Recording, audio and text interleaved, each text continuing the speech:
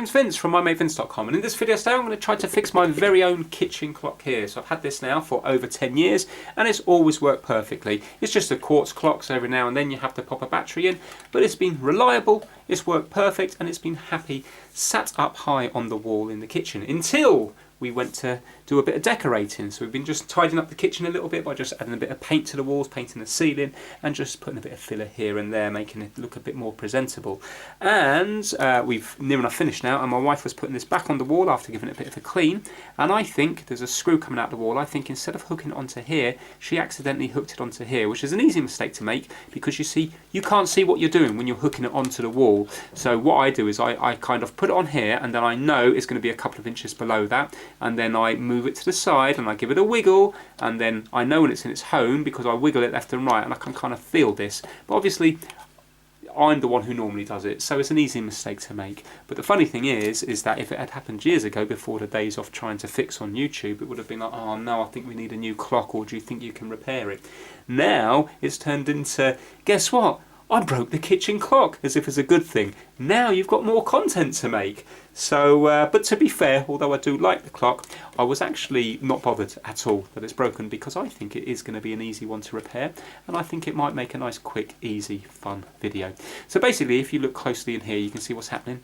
The hour hand is just spinning round to wherever gravity wants to take it. So obviously, it's no longer going to keep time, because wherever you hook it here, it's always going to point down after a bit of wiggle to 6 o'clock down there. So it's no good.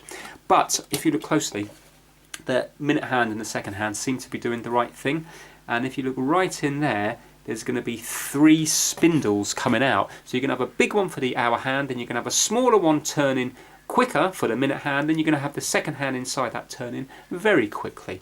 And what's happened is, it looks like the hour hand has just come loose because these are just pressure fitted down. So if you can imagine, if they're just at a slight angle, and then as you push it down, it just grips onto it. So I think I just need to take it apart, put pressure, line it up properly. So put this one at, for example, 12 o'clock, and then line up this one at 12 o'clock or 6 o'clock to make sure they're perfectly in line, otherwise it's never going to tell the correct time.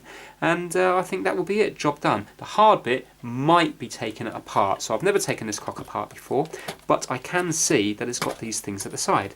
So I'm hoping that once I undo these, this middle section will pop out. So this might be a very quick video. Right, so it looks like there's 4 of these. They're coming out nicely.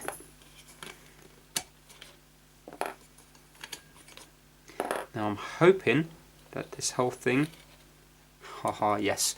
Right, so what we need to do, oh god, it feels horrible and plastic when you take it out of that. Maybe I shouldn't have taken this apart, because I really liked it when it was up on the wall. All of a sudden now I'm thinking it doesn't look as good.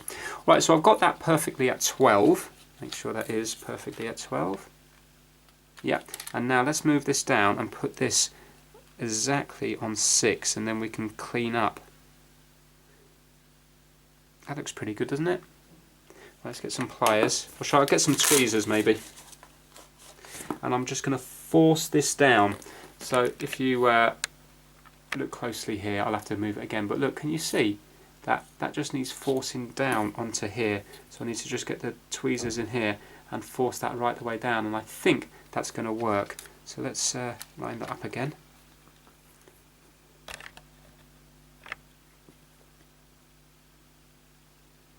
Honestly, it feels horrible without this.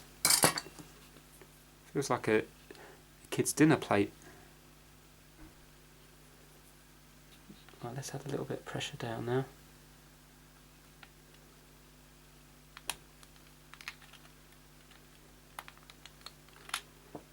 Well, I might as well do all of them a bit.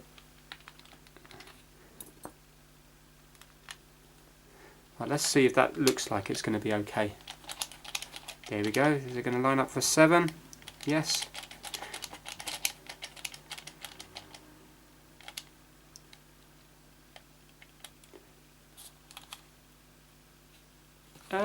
Yeah, I'm happy with that. That looks good.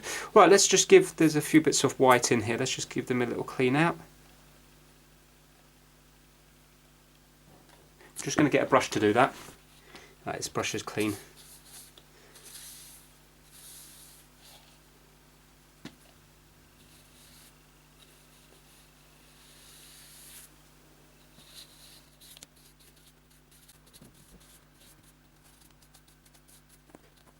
Right, so that's it all nice and clean now. The dial itself is a nice finish, and also the surround here is fine as well. It's just this horrible plastic thing here. But to be fair, when it's in, you don't really see it. Right, so it doesn't matter which way this goes in here. I'm hoping the glass is still going to be nice and clean. So let's pop these back in. I think this might be a record for one of my quickest fixes.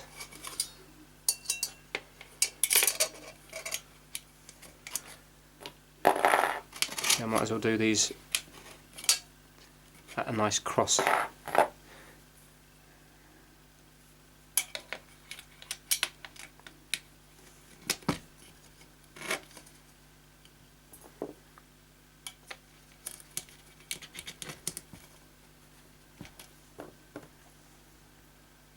So with something like this, you'd be able to get a replacement quartz movement here. So really, if you like the look of this, then it could possibly just last forever.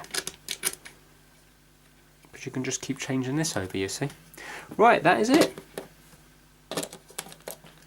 Let's set it to the correct time and get it back onto the wall.